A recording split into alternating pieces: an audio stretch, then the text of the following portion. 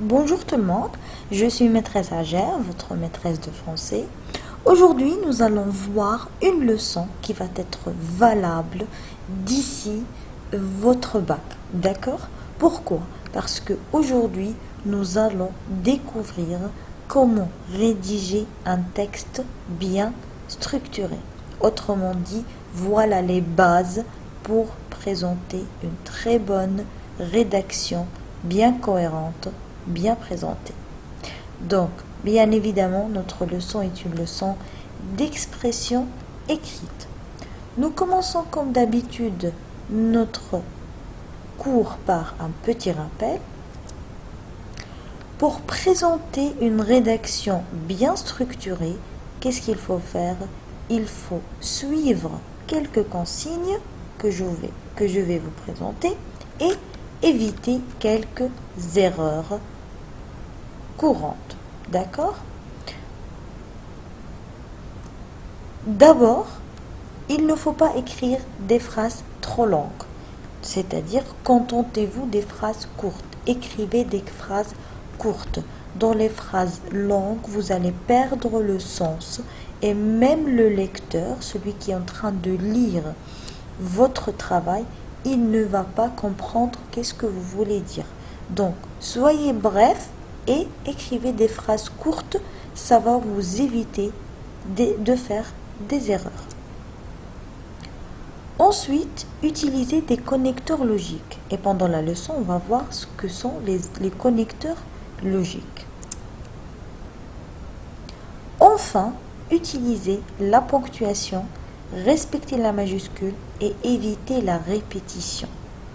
Donc, comme vous voyez, ce que je viens de vous montrer est une miniature d'un texte bien structuré.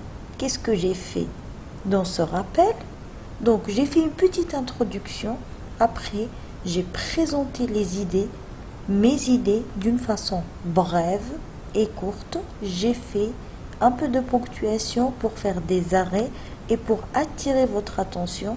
J'ai utilisé des connecteurs logiques comme d'abord, ensuite et enfin. Donc, la définition d'un texte structuré. Un texte structuré est composé d'une introduction, de 2 ou 3 grandes parties développées, c'est ce qu'on appelle la partie du développement, c'est là où on va présenter nos arguments, c'est là où on va parler, et d'une conclusion. Voilà, 3 parties. Le corps d'une bonne rédaction est composé de 3 parties. Introduction d'une bonne rédaction est composée de 3 parties. Introduction, développement et conclusion. Nous commençons par l'introduction. Comment on écrit une bonne introduction? Donc, l'introduction est la première impression que va avoir celui qui va lire ta rédaction. Donc, automatiquement, elle doit être bien présentée. Dès le début, si on a une bonne impression, on va être motivé pour terminer la lecture. Si dès le début, on n'aime pas l'introduction, on ne va pas aimer la suite. Donc, il faut bien écrire une belle introduction qui attire l'attention de notre lecteur. Il faut commencer par des généralités et il vaut mieux définir le sujet principal. Si le sujet proposé parle des réseaux sociaux, par exemple, on commence par définir les réseaux sociaux. Les réseaux sociaux sont des sites et des applications installées via Internet, etc. Ensuite, qu'est-ce qu'on fait? On réécrit le sujet proposé en le reformulant. Si par exemple je vous donne votre avis, êtes-vous pour ou contre les réseaux sociaux? Ou bien quels sont les avantages et les inconvénients des réseaux sociaux? Donc vous allez définir, donc les réseaux sociaux sont des sites et des applications utilisées via Internet. Ces réseaux présentent des avantages comme ils présentent des inconvénients. Donc ici, qu'est-ce que j'ai fait? J'ai réécrit le sujet, mais je l'ai reformulé. Je ne l'ai pas écrit tel qu'il est. Après, on va présenter les grandes lignes qu'on va traiter pendant la partie du développement. Dans la partie du développement maintenant, la deuxième partie. La partie du développement, c'est la plus grande partie dans la rédaction. D'accord? Donc l'introduction, c'est 3 ou 4 phrases, pas plus. Le développement, c'est 2 ou 3 paragraphes. Et la conclusion, c'est aussi 2 ou 3 phrases. Donc, on peut diviser cette partie en 2 ou 3 sous-parties. Et il faut utiliser les connecteurs logiques pour relier entre les idées et pour que le texte soit cohérent. Maintenant, qu'est-ce que les connecteurs logiques? Les connecteurs logiques sont des mots qui servent à relier d'une façon cohérente entre les idées, pour ne pas dire et plusieurs fois, et pour ne pas utiliser les virgules et les points seulement. Donc les connecteurs qu'on va découvrir, il y a plusieurs connecteurs, hein, mais aujourd'hui on va découvrir les connecteurs de base. Il y a des connecteurs qui indiquent le début, d'autres qui indiquent la suite et d'autres qui indiquent la fin. Par exemple, je vais présenter une idée, je vais présenter des arguments, j'utilise d'abord, je donne une idée, ensuite, je donne une autre idée, enfin, je donne un autre point de vue ou bien une autre idée.